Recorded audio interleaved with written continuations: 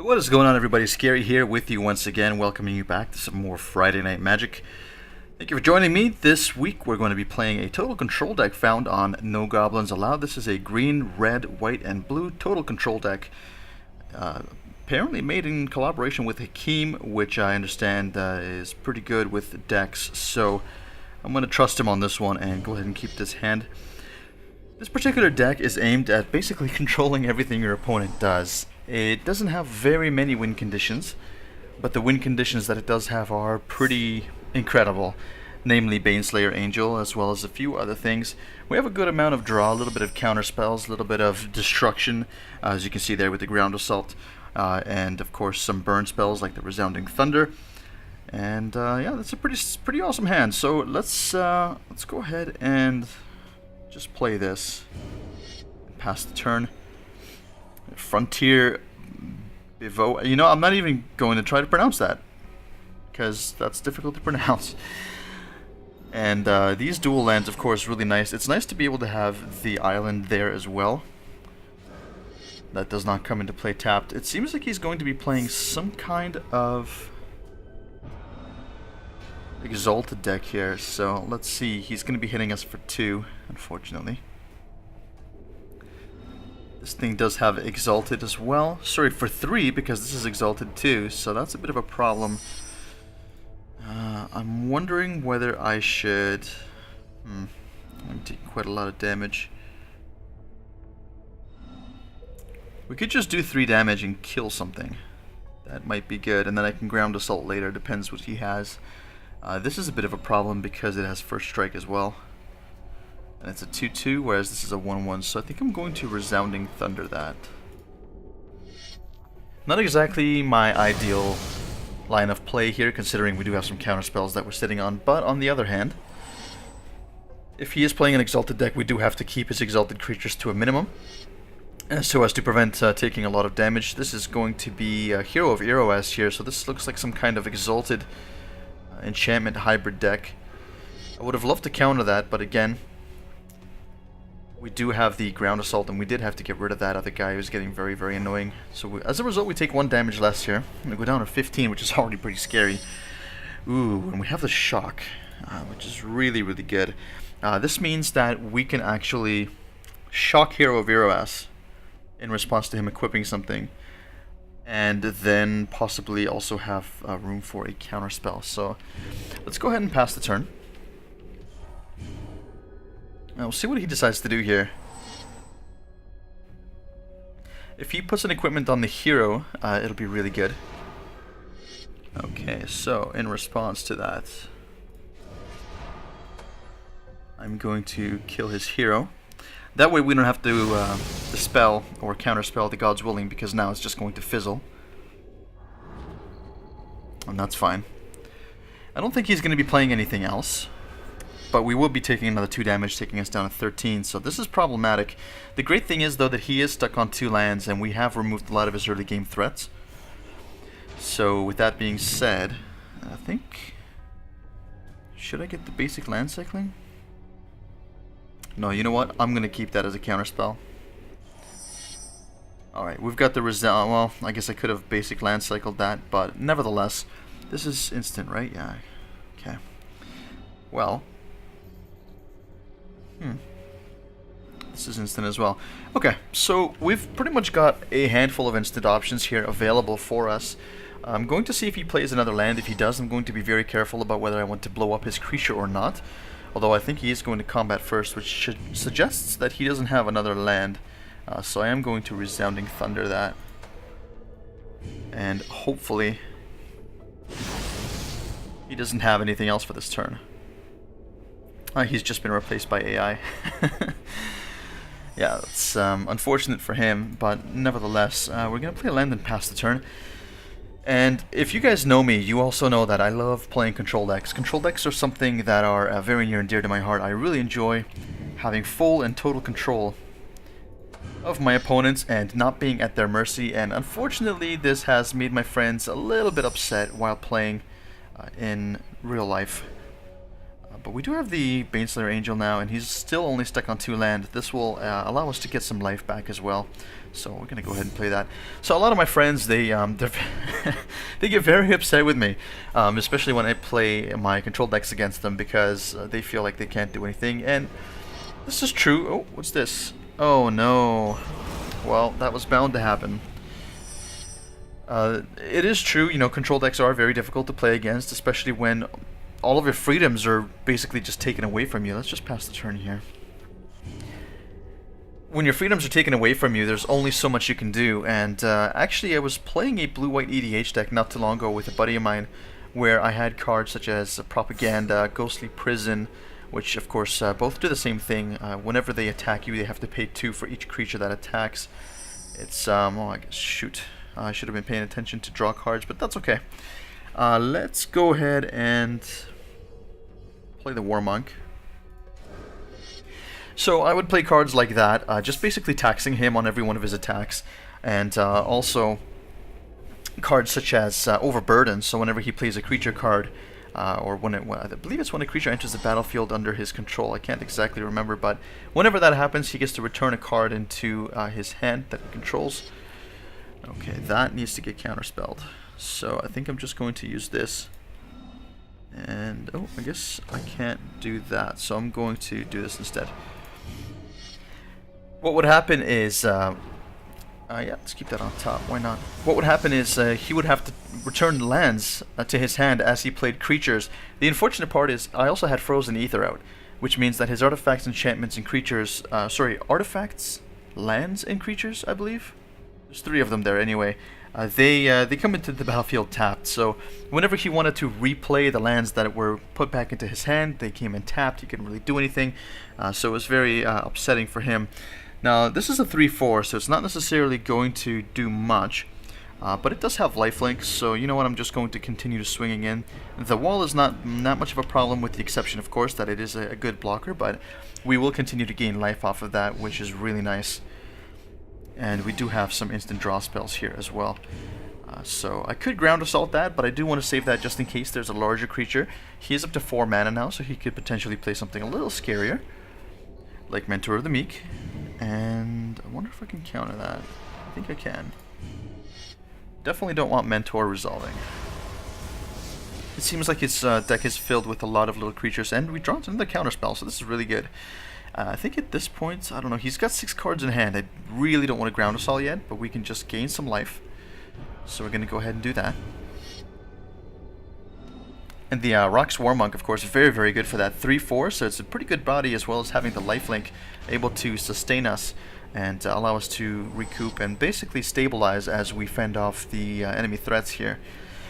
Okay, so he's up to 5 mana. And that's going to get counterspelled as well.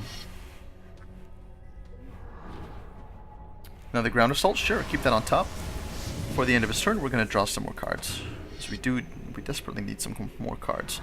So we're going to draw the Ground Assault and a land, not too bad, and another Ground Assault. So I think at this point, I'm pretty happy about using a Ground Assault and start getting in some damage.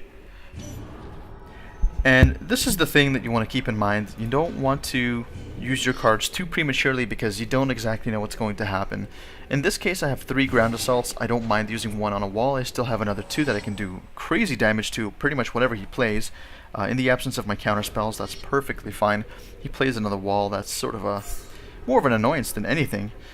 But you definitely want to give yourself time, especially as a control deck. There's that. He's just dumping his hand at this point. And we'll play another land. And that is a 2/2. I don't think it's going to really matter. We're still gaining more life than he can dish out. So we're going to continue to attack. And hopefully we get another one of our bigger threats out. Although I feel like the Baneslayer Angel was sort of the brunt of it. But nevertheless, let's go ahead and pass the turn. Again, I don't want to use a Ground Assault because I don't know if he has a Baneslayer of his own. And we're about to find out. What is this? Okay. So this is the kind of thing that we like to wait for, because now this is going to be a pretty big guy, 8/8 with flying, and we can still use our Ground Assault. Oh my god. Okay, well, he's going to turn into a 9/9, and this is, once again, exactly, you know, he used basically 3 cards to get there. 3 cards in 1 turn, and we're going to use 2 mana to get rid of that, which is a lot more efficient. Grant you, we do take a little bit of damage. We draw another land, which is good. We get to thin out our deck, and let's go ahead and just ground assault that. Perfect. So that was a good trade. 2 mana for 3 cards in a whole turn. And he does still have his wall, but we're going to attack and gain some of that life back that we lost. And hopefully he doesn't play anything else too scary. He's only got 3 cards in his hand, so he's starting to run out of steam. The trouble is, so are we. And we only do have the 1 ground assault left, so I'm going to save that for something very special. I hope he doesn't have any mass removal here. That would be a problem. And of course there's that. Well, fortunately enough, we do have the ground assault. I don't know if it's going to be enough though. 1, 2, 3, 4, 5, 6, 7, 8, 9, 10, 11. It's funny enough, it's actually just enough. We're going to play a land just to be sure, and we're going to blow that thing out of the sky before it becomes an even bigger problem. 2 mana left, or rather 2 cards left in his hand. Swing again. Wow, this is a very long game it's turning out to be. But this deck is doing exactly what it was meant to do. We don't have any cards in hand, but we've controlled them to a point where it's going to be very difficult for him to come back. He's got 8 lands right now. I don't think he's got much that he's going to be able to do with that. Angelic Edict, that's unfortunate. But we do have 22 life right now, which is pretty good. And we can use that for cycling. So we're going to go ahead and pass the turn. 1 card left in our opponent's hand here.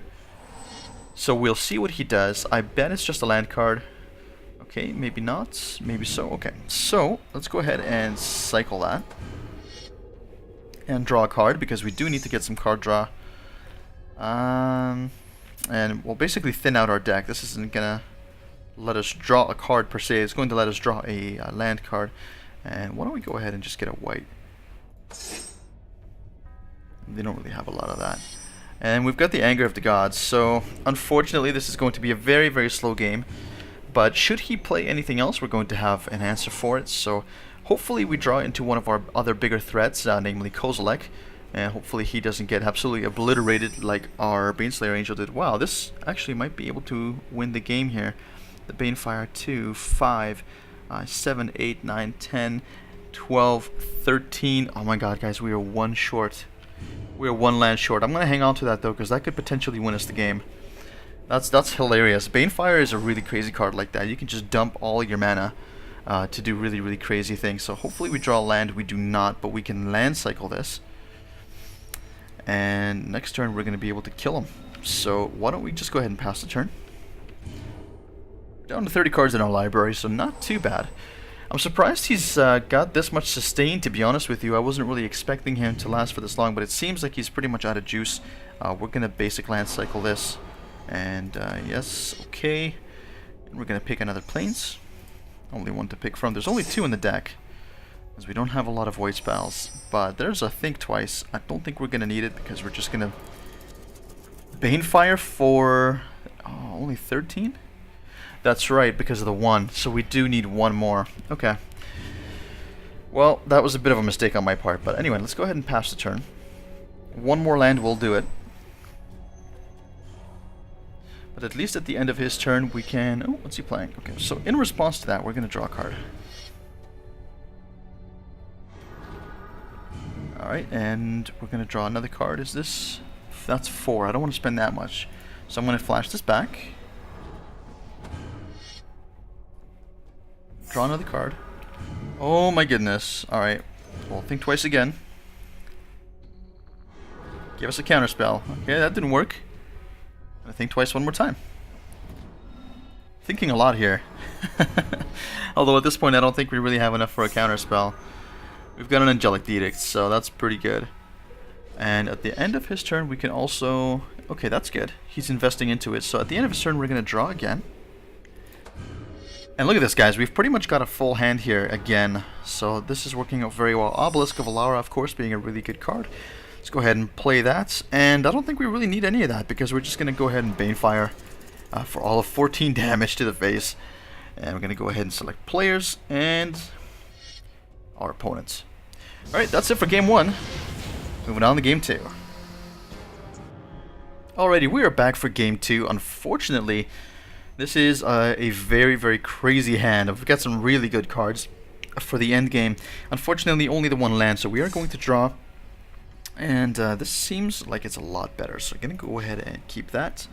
And probably going to start it off with the green, blue, and red land here. So we do need our blue source, double blue and double red source for both Anger of the Gods as well as our Dissolve. So let's go ahead and start off with this. And we're probably going to end up playing one more of those. And I'm guessing probably the plains after that. So now we have quite a bit of land here. So I'm a little bit nervous, especially about early game threats. This looks like it could be some kind of recursion deck here. So we will see what happens. Satya Wayfinder comes in, finds him a land, he gets a forest, and what does he have in his graveyard? Oh my god, that's nasty. Oh, that is very, very nasty. Well, at least he's got a treasured find in the graveyard, so that's one less that he could have. He could possibly have two more, I believe. So let's go ahead and play another one of those, pass the turn. Still full grip here, which is pretty good. I do like being a little bit land heavy, although it does kind of suck that you can't play... that you don't have more cards to play with. Definitely a recursion deck for him. But the nice thing about having extra lands is no matter what you draw, you're going to be able to play it for sure, which is really nice. So we're going to be taking a hit here for one. At least I think so, yep. And that'll be our turn. I think I'll just play the plains and we'll see what we can do. I might have to hold out for a counterspell. Although, depends what we get. Okay, well, it looks like we're going to hold out for a counterspell. So I'm going to go ahead and play that and just pass the turn.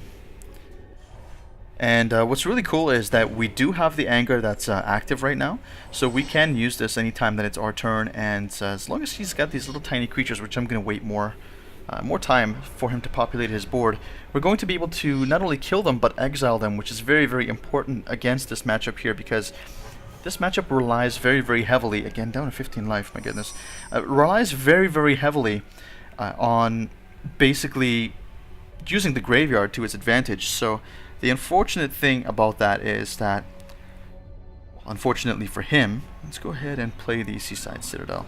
The unfortunate thing for him is that he is going to be facing exile as opposed to just straight up having his creatures killed, and that will be a problem because he won't be able to use them out of exile. So I'm just waiting. I don't want to wait too long. We're already at 15. We're going to be dropping down to 11 here.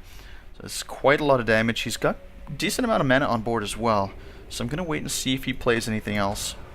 He's going to go to attacks first, which is probably a good idea. I don't have any responses to that. If he plays anything like a 2-2 or a 3-3, anything with 3 toughness or less, I'm just going to let it resolve, and then I'm going to God's willing. Oh my goodness. Anger of the Gods. Okay, so clearly that didn't happen. I think he's waiting for the Anger, but at this point I don't think I have much of a choice. So I'm going to go ahead and Anger now. And so those cards are exiled, and I'm just going to pass the turn. We do have 2 mana open, which isn't going to be enough for a counterspell, unfortunately. But the nice thing is that we do have a shock, so we can shock something at the end of turn, and we'll definitely be shocking that thing. And actually, we're going to shock it before it's able to resolve its ability.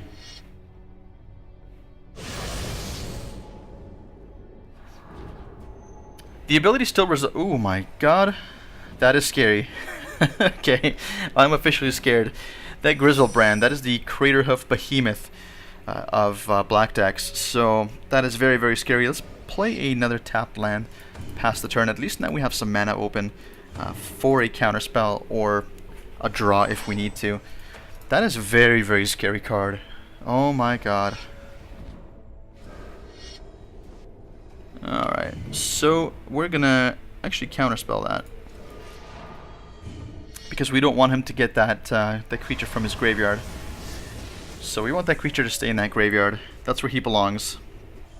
And fortunately now we're starting to stabilize a little bit more to the point where we're going to be able to probably play some creatures if we decide to draw some out of our deck, if the top of the deck is good to us. The nice thing is we are sitting on 2 more counterspells and good card draw if he doesn't have anything else to play this turn, which he does not. So we're going to go ahead and draw some cards. Which will help us stabilize, although we've already stabilized very well, but now 2 counterspells that we're sitting on and a shock, so very, very good. Play another land, and just go ahead and sit on these counterspells until we draw what we need to win the game. He must be a little upset at this point, not being able to play. Okay, and do I let that resolve? I don't think so.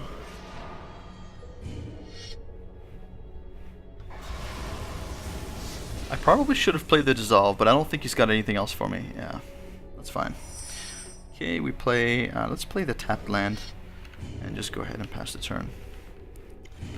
At this point, it's pretty much just waiting for one of our finishers. Obelisk of Alara, of course, is really, really nice. We can just gain 5 life, mitigate all the damage that he's doing to us, should he be doing any damage. He doesn't have anything to play right now. We're just going to play a land and pass the turn. So a very back and forth game here, but this is the life of a control player. This is what you can expect to see when you play control decks. You're basically playing reactively. Okay, he plays a Wayfinder, that's fine. I might shock that at the end of the turn he's pretty much out of gas at this point. He's just putting stuff into his graveyard. So in order to stop any damage coming through, because we are at 11 health, I may shock that. It depends if he plays anything else. 2 cards in hand now. Second main. Just thinking about it. Okay. I think I'm going to shock it. I know that's pretty much just filling up his graveyard, but the less threats he has on board, the better. So let's go ahead and play that. And once again, just sit on our card draw. Hopefully we get some Think Twice, that would be nice. Another Inspiration would be great. We have 4 of each of those cards in the deck. So we should be seeing it sooner rather than later. Again, he's only got 2 cards in hand, probably nothing to play. Yep. And we're going to draw. Perfect. Another land for turn, and just pass.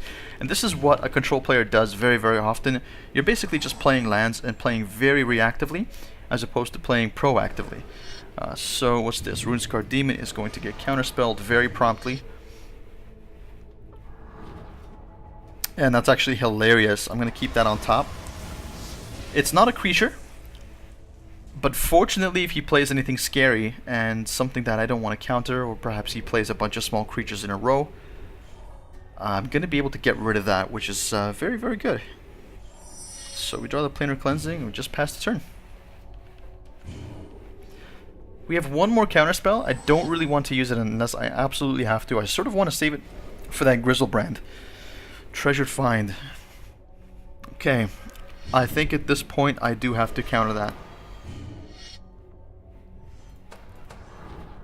And yeah, that's fine. Now we have all the removals, so stuff can actually resolve. And I don't believe he's going to be doing anything else for the rest of his turns, so if he will kindly pass, we will be glad to draw our Ground Assault and pass the turn right back. There we are. 2 Ground Assaults now.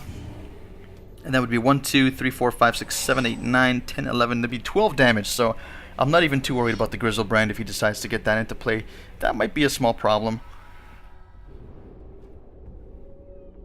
Because it does come back after every land that he plays, and if I'm under 10 health, it... Ooh. Well. Let's see.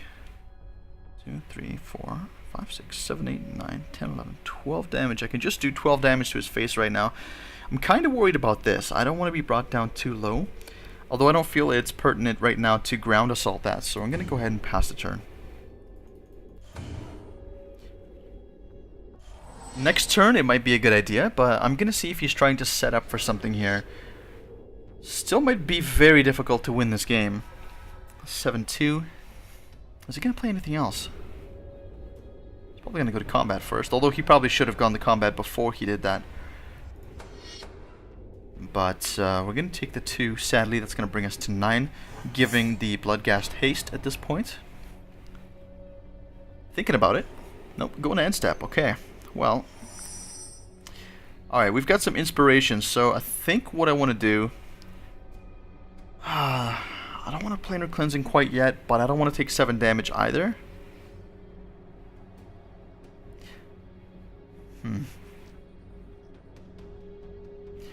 I think I just Ground Assault the 7-2. Return it to the battlefield tapped under its owner's control at the beginning of his or her next upkeep. This thing is going to come back tapped. Gotta do something though.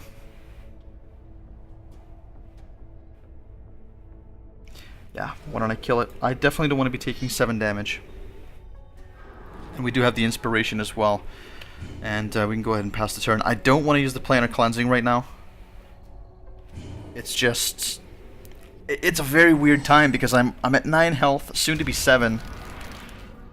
His guy comes back tapped. Jeez, Anger of the Gods right now would be actually perfect to exile that and prevent it from coming back. We're going to take another 2, bringing us down to 7. Hopefully he doesn't play anything else. If he does, I may just play Inner Cleansing. Okay, let's draw some cards. We definitely need some card draw, some serious card draw here, and perhaps some life gain. That is fantastic. Oh my goodness, guys, you have no idea how awesome this is. So we're going to play a land for turn. We're going to exile that creature, because it is a pain in the butt. And it's going to cost us 5, so we're going to go like this. Exile that.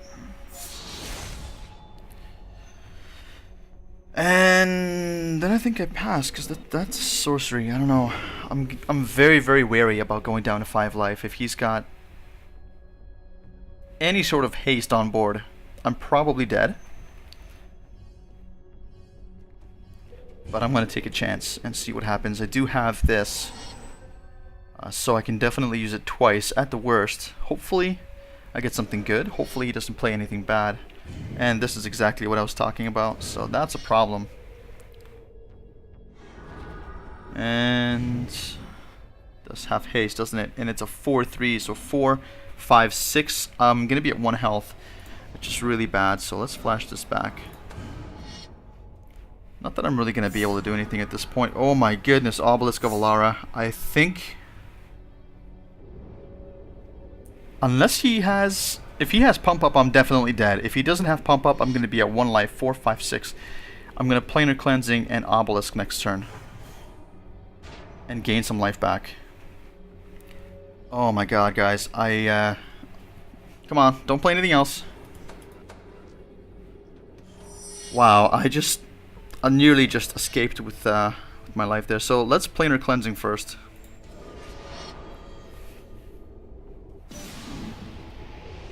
Obelisk of Alara. Unfortunately, I can't activate this right now, so if he's got any other haste, I am screwed. I guess I should have played the island. I don't know, he's got 3 cards in hand. Oh god, yep, I'm dead. I completely forgot about the Bloodghast. That is unfortunate. I actually could have stayed alive if I had played the island, so I definitely misplayed there. That was really, really close. But nevertheless, a loss in game 2. Let's move on to game 3. And here we are for game number 3. Wow, guys, game number 2 was an absolute blowout, and I could have probably won it if it wasn't for my stupid mistake. So I don't know if I'm exactly happy with this hand. I mean, we do only have 2 mana. Go ahead and draw something. No, that's not much better at all. Let's go down to 6. I guess I gotta keep this. Well, let's start off with the Mystic Monastery. At least we've got the Think Twice, so that's not too bad. And we can use our, well, I guess we can't use a Ground Assault, but he's gonna play a Forest. No turn 1 play. Anger, interesting. Alright, let's pass the turn. And hopefully he doesn't have a turn 2 play either. That would be ideal. Okay, green, white. I'm guessing maybe some tokens. Alright, let's go ahead and draw. Angelic Edict. Okay, well that's relatively useless right now. I'm just going to draw a card. The land would be fantastic off the top right now. Okay, no land. Well, this is pretty bad, but let's continue. As long as we get a land, we can think twice again.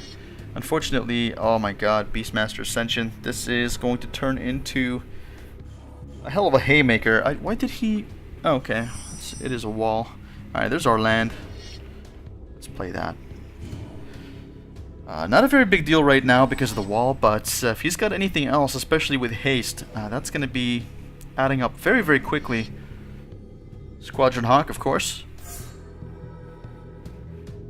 Not too bad, though. The Anger of the Gods will be very nice once he starts putting a bunch of different Squadron Hawks into play, so that'll be fine. That'll be just fine. 8 cards in hand right now. I'm going to play another Squadron Hawk. Okay. I'm alright with that. So next turn, we can anticipate at least 2 counters on Beastmaster Ascension. Maybe more. Hopefully not. But the question is, do we do this now or do we do it later? I think we take a little bit of damage and do it later. Just because if we do it now, we get rid of 2 creatures. If we do it later, we might get rid of 3 or 4, which would be better. And if we can just destroy all the Squadron Hawks all at once, I think I would be okay with that. So, with that in mind, the question is, what do we do? I think we wait to draw cards. I don't want to play this quite yet, because this will get, well, I guess it won't get killed from our Anger of the Gods, but I'm willing to be a little bit patient here, soak up a little bit of damage. I'll let him play some more stuff. He's going to get at least 2 counters on Beastmaster. He's probably going to play another Squadron Hawk, maybe 2. There's a Cultivate. So he's probably going to play another Squadron Hawk. I mean, I think he's got enough mana. It's 2 mana, so he should... There it is. So he's probably got another 1 in hand. Plus a great deal of land, and I think this would be the most appropriate time to probably the most appropriate time to Anger of the Gods. Would be nice to get these exiled as well. Although white-green doesn't have a lot of recursion, but it would be good to make sure that they cannot come back for the rest of the game. We're going to take 2 damage, 2 counters on Beastmaster Ascension. End of his turn. We're going to draw. Very nice. Get another land. This is what we need. And another land. So let's play the... Let's see here. Like a blue source. Let's play the Crumbling Necropolis. And that's Anger.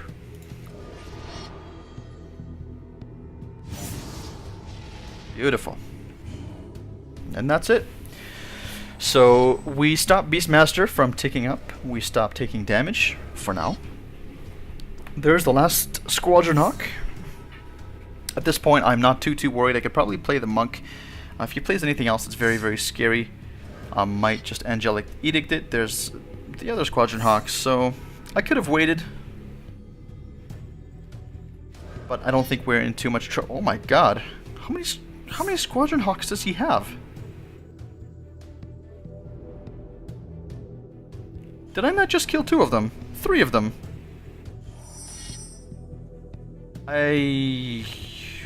Huh. Well, that's interesting. I think I want to Angelic Edict this thing. That's very, very annoying. So let's go ahead and do that. And we're going to be taking 3 damage, but at least we will not be taking 5 or 6 per creature, so... Yeah, well, I just place another one. Yeah, that's fine. Okay. And another... How is he getting all these Squadron Hawks? This is... I don't understand that. There's supposed to be only 4 in the deck. Like, you can't have more than 4 in a deck. And so far, he's played 1, 2, 3, 4, 5, 6. He's played 7 Squadron Hawks.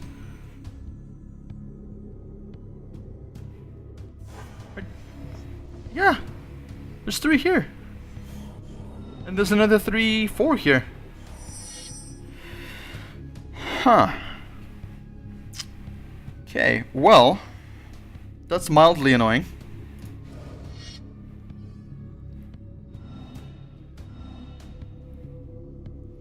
We can kill 2 of them, but still, that's going to be a bit of a waste. The thing is, this thing needs, what, 5 counters? 7 or more counters. So I do need to kill some of those. I'll play one of these. Incorrectly tapped my mana there. Well, that's fine. We can kill one of them right now.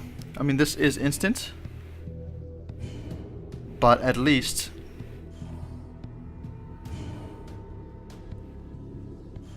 it'll prevent him from getting the Beastmaster off, so I'm just gonna do this right now. That is ridiculous. How does he play 7 Squadron Hawks? Craterhoof, of course.